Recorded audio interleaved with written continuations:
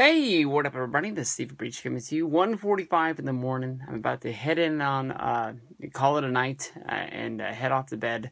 But the one thing that I keep thinking about is Sting. Sting definitely somehow got injured.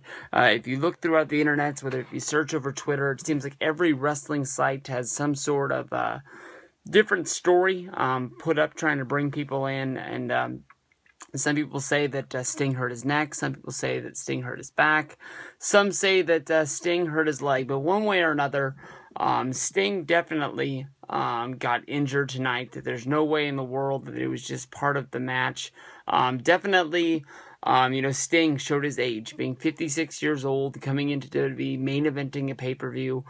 You got to give it to WWE to give Sting a platform like this, seeing how he is a guy that, was in WCW, after his WCW days, he went and spent the best part of his older days in his career at TNA, and WWE would bring this guy in and still think that he has value in the business, even though that he has sort of watered himself down in those TNA waters. Bringing him in, having a big match at WrestleMania 31, giving him a main event at Night of Champions 2015.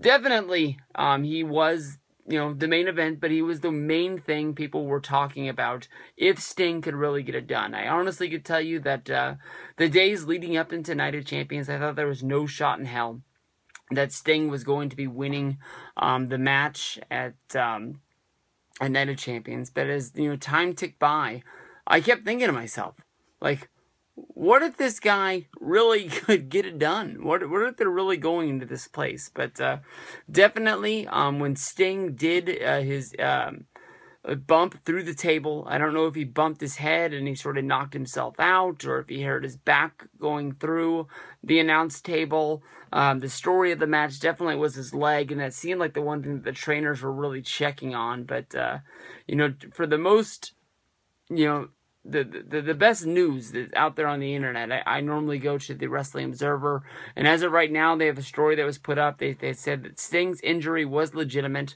They're still trying to get more information on it, but early reports is that the injury was significant, and more than likely, Sting is probably in some pain tonight. I'm betting that he probably got iced up before he left and went back to his hotel room, but here's the thing.